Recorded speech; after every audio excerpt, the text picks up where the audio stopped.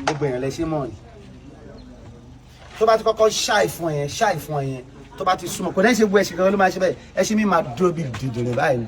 wàá kàn jókòó ẹ̀mọ́ wàá kàn gorí ẹ̀ ní ẹṣin ò ní right ẹṣin wà peaceful not just peaceful the way Allah created them is to be submissive to human wọ́n lágbára gan ọ̀gbọ́dọ̀ face wa pẹ̀lú attack náà ò lè survive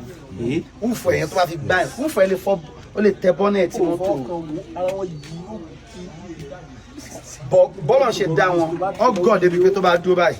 ó mọ̀ rí o but o machine control wọ́n kàn bẹ́lẹ̀ lórí náà ní yá ó dẹ̀ máa gbé e lọ so it is kick you kick his belly ta ọkùn yẹn tó bá ti kick belly ẹ̀ ọkùn yẹn òun kick ẹ̀ tó bá ti kick ẹ̀ onípo move le ó máa move tó bá fẹ́ move yẹn ọkùn yẹn gbọ́dọ̀ lé sórí tó bá kick tó bá fa ọkùn yẹn ó dà ipò tẹ brake ó dẹ̀ tẹ accelerator so nǹkan tó máa ṣe ni pé ó máa ṣe báyìí ó fẹ́ move you want move you tún break at the same time yeah. So if you kick it then you release the okùn tó bá release the okùn ẹ̀ tó bá fúyẹ́ lọ́rùn ẹ̀ ó ti mọ̀ pé oníkùn máa lọ so bó ṣe ń lọ yẹn tó bá fẹ́ dá dúró wàá kàn di okùn yẹn mú again á dúró ṣùgbọ́n bó bá ṣe kick ẹ̀ pa wàá filẹ̀ ó ti dẹ okùn yẹn fún wàá máa kick ẹ̀ constantly ó sọ pé kí lè pèlè sáré bẹ́ẹ̀ oníkó kórìn lẹ̀ so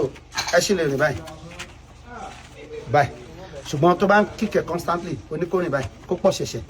tó bá fẹ́ kó sáré ìwọ náà máa dìde wá máa heave body language ẹni so bí wọ́n ṣe ń gbé bọ́ọ̀mù ẹ̀ kó lórí seat yẹn òun náà máa ṣe báyìí bó ṣe báyìí yá a máa gather speed then tó bá fi kíní wọn tó bá fi ẹgbà wọn kì í láìka ẹgbà tí irin bí ìgbálẹ̀ tó bá ti rí lójú ẹ̀ báyìí ara ẹ̀ ò ní balẹ̀ dípò ní kò move ni kíní yẹn tó máa ń ná wípẹ̀ ṣe kò ń ṣe nǹkan tó máa ń dùn wọn àtọ̀ tó bá ti wípẹ̀ báyìí tó bá fẹ́ kó sáré gan bóyá bọ̀dọ̀ ẹṣin ní kíní kan ẹṣin wa kan wà ọ̀dọ̀ ẹṣin wa kan wà tó máa ń ṣe bẹ́ẹ̀ ibi láti wò ó ti wá dàgbà olólè speed jù sí ó skinny gan abo ni ó lè sáré gan ká ní ojú ọ̀nà rí báyìí gbogbo wa wà lójú ọ̀nà yìí àwa ń bọ̀ àwọn míì bọ̀ báyìí sórí ẹṣin míì wà ó mọ̀ pé mo ní speed ó máa fẹ́ kọjá àwọn tó wà ní bọ̀tọ́nà bá ti wá dí tẹ́ẹ̀pọ̀ lójú títì lójú ojú ọ̀nà ẹṣin máa fẹ́ ó fẹ́ sáré jà àwọn ilé lọ ó kàn máa yà ní tó bá yà wá ní kò gbọ́rọ̀ kò ń ṣe fẹ́ kò gbọ́rọ̀ so you need to understand but no matter what kẹ́ṣin fẹ́ gbé ẹ sáré láyé wá àbí ìjánu lè já lẹ́nu ẹṣin so simple kàn dìmọ̀ lọ́rùn sórí tẹ́sí ẹ bá ti kọjá gbogbo àwọn ilé tó ti prove point pé òun lè sáré ju wọn lọ tó ó máa lọ dúró wọ́n dẹ̀ máa mọ̀lé wọ́n máa mọ̀ ibi tó sáré lọ wọ́n mọ̀ ibi tó ti máa ń jẹun ká ní à ń ṣe fíìmù ń sìn báyìí ẹṣin tó bá máa ń bẹ̀rù gan tó bá ti yìnbọn bí tó bá ti já bí ó lọ bí tó ti kò dá yín lóhùn ẹ máa lọ mú bí tó ti ń jẹun wọ́n kàn máa lọ á lọ dúró bí wọ́n kàn máa jẹun tiẹ̀ ẹ tún lọ mú wa padà lábẹ́ yìí so tẹ́sí bá torí ẹ̀ ló yẹ pé tí ẹ bá wà lójú ogun ẹṣin rẹ lè gbé ẹ lọ létí ẹ bá fara gbọta tó bá gbé lórí ẹ pa ó máa lọ lé ibi tó ti ń fún lóúnjẹ ó máa wá bẹ́ẹ̀ no matter how far ó máa gbé ẹ délé tó bá gbé wọ́n ní sense of navigation ẹ tó bá gbé ẹ sórí ẹṣin tí ẹ bá ní wọn tàbí tẹ́ni ẹ gangan rápálá gorí ẹ̀ fúnra ẹ̀. ṣé ẹ wo Melina na now I just dey justify points of Korean movies. ẹ ṣe lè gbé ẹ na bẹ́ẹ̀ àwọn Melina máa ta fún ma. Do you know there's those things that Koreans are doing now that you ladies are liking their film like the of a target here town cavalry mansion. Do you know it started from here? Obìnrin ló dálé ọ̀rọ̀ nǹkan ló dálé ó lọ sí Timbuktu ní Mali ó lọ import ẹ̀sìn gbogbo nǹkan tẹ́ máa ń wọ̀n ní Korean film ó wà ní ọ̀dọ̀ wa ń bí tipẹ́tipẹ́ ẹnì kan àtọ́ ń pè ní gbogbo lọ́dọ̀ wa ó ní ẹrú 6,000 obìnrin ni àwọn obìnrin wa oníṣẹ́ báyìí wọ́n kọ́ yín kọ̀kọ̀kọ̀ especially ẹ̀yin jẹ́ ẹ̀yin wọ́n kọ́ yín ní women liberation wọ́n kọ́ yín ní feminism. There has never been a time tí àwọn Africa ti ìyàwó ọmọlé obìnrin náà ni wọ́n lówó láfíríkà bíi tẹ́lẹ̀ táwọn bá jẹ́ àgbẹ̀ ẹ̀yin nìna jà tí Kamo bá ti lọ roko ìwọ lọ́lọ́ ta iye tó bá kó jíṣẹ́ fún ni inú iye tó fi jíṣẹ́ fún yóò tún fún ẹ lówó oúnjẹ lé ń bẹ̀ ọkùnrin tó responsible ó tún yọ tiẹ̀ ń bi owó oúnjẹ náà so right from time làwọn rí pé àwọn ìyá wa wọ́n máa ń ní àwọn grandma wa wọ́n lè má lówó ńlé ṣáṣù àwọn ìyàwó wa náà tó bá ti broke àwọn ìyàwó wa girlfriend wọ́n máa ń lówó wọ́n ní last money tí wọ́n ò ní. ẹ náà obìnrin máa ní last money kò sí tẹ bá hàn lélẹ̀ máa mọ̀ pé obìnrin máa ń lówó. ta ló lówó jù nù ẹ tó gba 10 million tẹ́ wá fẹ́ jẹun láàárọ̀ ọjọ́ kan tí ò sówó mọ́ àtẹni tó mú 5,000 jáde ta ló lówó jù lóyún. Now obìnrin always have that. Check them. So wọ́n jẹ́ kí àwọn òyìnbó jẹ́ kí ẹ̀yin obìnrin wa especially obìnrin ìgbàlódé bílí pé ẹ láàyè láfíríkà irọ́ ni tipẹ́tipẹ́ lè ti láàyè láfíríkà wà láyé ara zẹ̀ tipẹ́tipẹ́ làwọn obìnrin ti dé kan ayé. Tó bá fẹ́ ṣe fíìmù Cleopatra ẹ̀sìn wọ́n máa ń lo white lórí ìbúlé ìbò. Cleopatra was black. Àsìkò kan àtàwọn Kushite ti rúùlù àwọn Nubians àwọn Kushite tó ń rúùlù Egypt now. So that girl era pọ̀ ní Egypt o tó máa sọ pé Pharaoh pọ̀ ní Egypt tó jẹ́ ìran ọ̀tọ̀ọ̀tọ̀ ìran. Mo ní question kan tí mo bọ̀ délé ọ̀rọ̀ yẹn torí àwọn obìnrin kọ́ máa ń lọ ṣì mí gbọ́. So àwọn obìnrin ti sìn wọ́n máa ń bìlì pé àwọn òyìnbó jẹ́ kọ́ bìlì ẹ̀kọ́ ìgbàlódé jẹ́ kọ́ bìlì pé a tì wọ́n mọ́lé tipẹ́tipẹ́ làwọn. Ṣé nígbà tí Rome wà ní alágbára àgbáyé and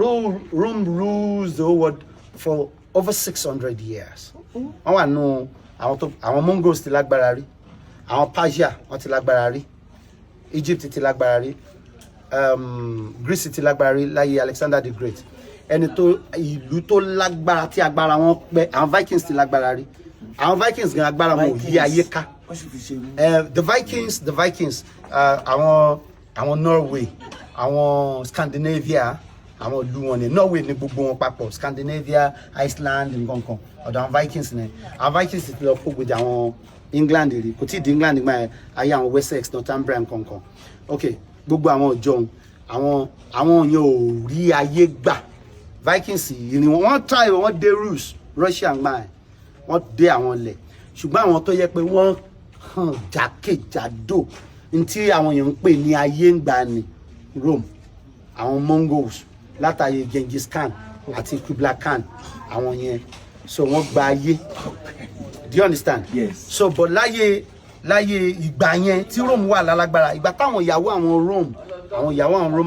àwọn Roman elite àwọn Roman politician táwọn ìyàwó wọn máa wà nílé tó máa adorn pẹ̀lú ornament of gold tó máa pàtíkè tọ́tẹ̀ tí wọ́n mọ gossip pé ṣé ẹ rásọ tí Caesar wọ̀ wá jò ní ṣé ẹ rí kinní kan táwọn sì ń ṣe àwọn obìnrin wá tí wọ́n ń politics àwọn obìnrin wá ti ń lead ìlú. Ayé ìgbà yẹn ni Cleopatra ó fẹ́ Caesar ó fẹ́ Mark Antony general ìgbà tí Caesar kú ọba ní Egypt àwọn obìnrin tí wà ìgbélé wọ́n ti máa ń dá sí ìfọ̀ àwọn sọ pé obìnrin yẹn dá sí politics táwọn òyìnbó sì ń ṣe pé England ìgbà oní England gangan ló colonize wa láyé ìgbà tí àwọn Vikings ń dààmú England yẹn gangan àwọn obìnrin England ó níwọ̀nba nǹkan kan lè dá sí kódà wọn lè paint wọn gbọ́dọ̀ paint èèwọ̀ ni nǹkan fún wájú káyìn believe ń sìn obìnrin kan wà lómi gògó lórúkọ ẹ ó ní ẹrú 6,000 obìnrin kan náà wà ọmọ spandanfode ní gògó asmawu lórúkọ ẹ àwọn obìnrin yẹn káyìn gògó asmawu àwọn olórí 6,000 gògó tọ̀dọ̀ wa ẹrú 6,000 ó lè bá odidi ìlú ẹ̀jà tó bá fẹ́ kọjú ìjà sí ìlú ẹrú 6,000 lórí kan ní ó lè há àmọ́ ọkọ dẹ̀ sọ wọn dọmọ ogun. That is how powerful she was. Then, lórí burúkú lè bò wọ́n dá ní èbó dá ó ṣe fún Ọlọ́run jẹ́ kí orílẹ̀-èdè wa dá èmi ò mọ reason tẹ́mi fẹ́ sá lọ bí kankan. Africa is the best place in the world. mi ìfẹ́ gómi ìgbánà gbogbo tẹ́ bá sọ mi gbà.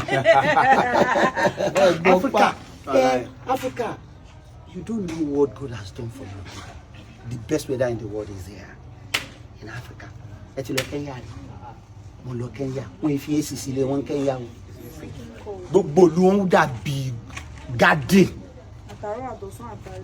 ìlú wọn garden bí pọ́kọ́lé sínú àgbà flower bẹ́ẹ̀ ni gbogbo ìlú wọn ṣe rí. Ibi tó gbóná lọ́dọ̀ wọn ó ní etí omi wọn ibẹ̀ yẹn fẹ́ dàbí Nàìjíríà díẹ̀ but Nàìjíríà òtútù especially ilẹ̀ Yorùbá òtútù bí ò lè pa ọ́ òru bí ò lè pa ọ́ kò lè gbogbo ẹ máa ń ṣe dédédédédédé so nǹkan tá à ń sọ ń pa feminism yẹn tó wá ń preach ń sìn tó jẹ́ ká believe pé òyìnbó fẹ́ ṣe bíi pé àwọn náà ṣe ìgbà tí Vikings dọ́dọ̀ wọn yẹn gangan àwọn obìnrin yẹn dá sí àwọn Vikings náà ti tètè lajú wọ́n wá pẹ̀lú àwọn obìnrin wọn tó pé obìnrin lè di olórí ìlú lọ́dọ̀ tiwọn. Ọ̀yọ́ nìkan kọ́ ni obìnrin ti jọba o obìnrin jọba Ọ̀yọ́ obìnrin jọba Afẹ̀ Lúwo Gbàgìdán àwọn obìnrin wọn ti yín mọ́lé bọ́dí tí ní pé bí ẹlẹ́dàá ṣe ṣe ayé ọkùnrin lọ ga obìnrin kì í ṣe obìnrin kì í ṣẹrú ọkùnrin o ṣé orí tí wọ́n sọ pé ẹnì kejì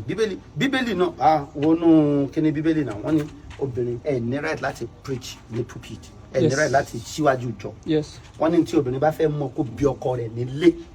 ní tí bíbélì sọ gangan nìyẹn so tẹ́ bá fẹ́ sọ̀rọ̀ bíbélì yẹn pé no you should ask your husband you are not supposed to lead the congregation àwọn obìnrin wa sọ wọ́n fẹ́ tì wá mọ́lé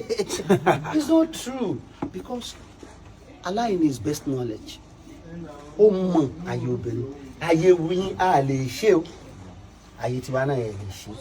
tọ́lọ́n bá da ẹ tó lówó ọlọ́run sì jẹ́ òní àtẹ̀yìn náà àtẹ̀yìn náà tó lówó fọlọ́run ṣó alákìjà bó bá ṣe ìwọ̀nba bó bá fẹ́ yọ bọ́ọ̀bù ó nídìí ọkùnrin ẹ rí i pé gbogbo àwọn obìnrin yẹn tó máa ń preach feminism yẹn kí la fẹ́ fọkùnrin ṣe àwọn wíìrì obìnrin méjì ọ̀fẹ́ la wọ́n tún wà lọ́la dídò ẹ rí i pé wíìrì ni wọ́n ìtí ọlọ́run ṣe fún ẹ lọ́fẹ̀ẹ́ bí kan tó bá tiẹ̀ jẹ́ pé o like sex toy o ṣe ní kí wà àti boyfriend àbí wà tọkọ ẹ kẹjọ ló fúnra yín mature mind tó bá wù ìwé ni obìnrin this and this cannot win and this and this cannot win it has to be this and this ẹlẹ́dàá ló ṣe ẹlẹ́dàá gbọ́n ayé tí wọ́n á lè ṣe ayé tiwa àwọn olóhùn lè ṣe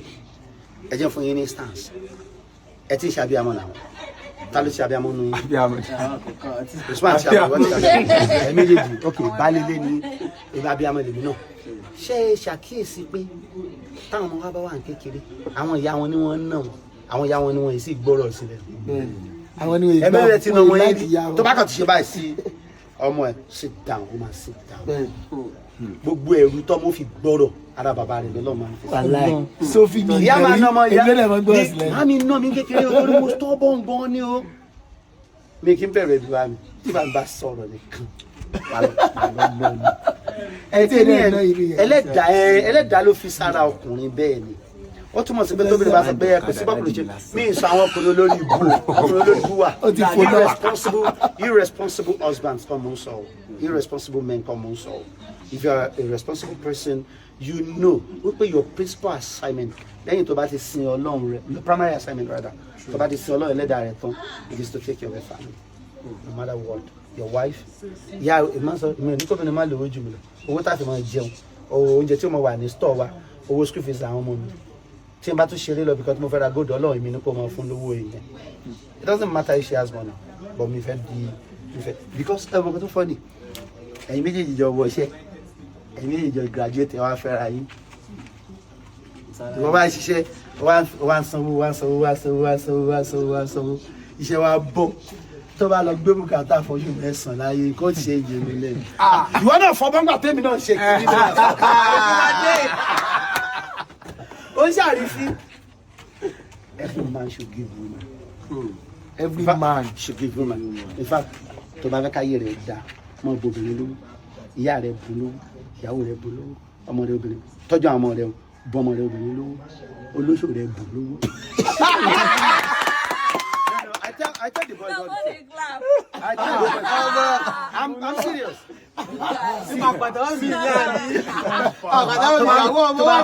Tí wà tí olóṣò rẹ tẹ bá ní àdéhùn iye báyìí lówó rẹ o tó bá ti ń lọ owó rẹ tá a jọ dúnàdúrà rẹ o owó ọkọ rẹ rẹ o ó máa ń jẹ́ ká yọ ọkùnrin dá when you give women money so naturally no matter what woman has she go collect. Water. They are the receiving end. Women are the receiving end. And kiloma pada by peace, adura, blessing. Imagine when a woman thinks about you and she says, "Okay, shop on a bed." Along the mobile, okay, she bed. Only because she obìnrin ke to mo. But obìnrin tó sọ pé owó yẹn ti tórí. Obìnrin owó ẹ̀ tóbi. Bobìnrin lọ́wọ́ another thing tó tún fẹ́ tún bù lówó another thing tó tún fẹ́ náà tún bù lówó obìnrin dey like money báwo mo wá ṣe máa ń clutch owó yàtọ̀ síra wọn náà the baby boy and the baby girls báyìí máa ń clutch owó tó bá fọ́bìnrin lówó ó wá rí tó bá fọ́ ọmọ kékeré ọkùnrin lówó try it ọmọ kékeré ọkùnrin ẹni tó lè gbà lọ́wọ́ rẹ̀ obìnrin náà ló lè gbà bóyá ìyá rẹ̀ bóyá àǹtí tí máa bá a ṣeré obìnrin náà máa gbà lọ́wọ́ wa ni so you must make money. ẹ fa gidi gbà fún lónìí. obìnrin nǹkan kò ṣe sí tóbìnrin wa fún ẹ o ó fún ẹ ní o obìnrin ò lè ṣe mistake fún ẹ ní nǹkan kan o ó fún ẹ deliberate action ni tóbìnrin bá bù ọ ó mọ̀ obìnrin mọ iye tó ń ní bó ṣe òun kò pọ̀ tó. sí ẹ̀dá tó mọjú owó ní obìnrin so gbólówó so ok kí ló máa ń ṣẹlẹ̀ sáwà you make money you make money strive pray to God make money money is good make money money does pastor money does not define you money can not define okay I don't allow money to define me but money is good because bùkátà tó fowó gbọ́ pọ̀ especially lára obìnrin yahoo boy tó fi girlfriend àbí ìyá rẹ̀ ṣòwò ta ló lọ fowó yẹn impress him. obìnrin náà. people kill a woman to impress a woman. They are so powerful. wọ́n tọkùnrin máa ń ṣe yàrá yàrá tí yàrá olúwaṣàmì wọ́n níyàwó rẹ̀ ní ọmọ rí sáìn. obìnrin wọ́n yìí ṣẹ́gbẹ́ wa o the truth. ẹ kàn imagine nínú orí yín yín kó ṣẹlẹ̀ bẹ́ẹ̀ o kí ààrẹ wa Tinubu kó ní girlfriend kan ọmọ mo sọ bẹ́ẹ̀ o ọmọ 17 àbí ọmọ 18 tọmọ yẹn bá fọwọ́ ra bàbá lọ́rùn pé nǹkan tí Obíje sọ lẹ́gbàá yẹn kí ní ẹ̀ ò dáa o wọ́n dẹ̀ máa mú ọ̀nà tó kọjá ní ẹ̀gbẹ́ Obíje kan wọ́n á dẹ̀ sọ pé ẹ má ṣe ọ̀nà ọ̀bẹ̀rẹ̀ nítorí pé ọmọ 17 years kan influence that is how powerful ẹ ti gbọ́ ìtàn kíní rí Helen of Troy the Trojan horse ìjà Helen wọ́n score Helen though àwọn kan sọ pé miss in the story yẹn but wọ́n score Helen as the most beautiful woman in the world ní time tiẹ̀ tó dá ogun tí Troy fi parẹ́ obìnrin they are so powerful bẹ́ẹ̀ bá tiẹ̀ mọ̀ yún ẹ ṣáà rántí ìtàn Samson tẹ́ ẹ bá mọ̀ yún ẹ mọ̀ ìtàn Ààrẹ Ọ̀nà Kakanfò Ìkúnmi against Adelu Adam and Eve everything was peaceful.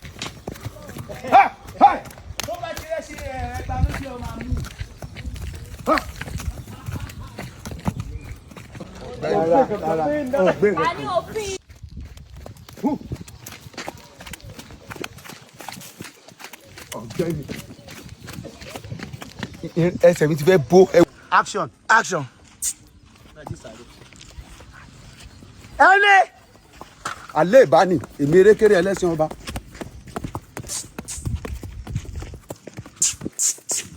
Erekere action.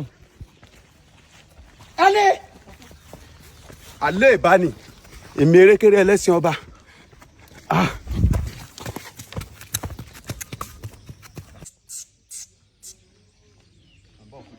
Ma o move ẹ. ó gba ó. and action. alẹ́ fún mi. alẹ́ ìbáni. rárá a máa tó ṣe break ẹ. let's go and hey. ẹdú ẹ ti kẹ ẹgbẹ́ ìkàlí. and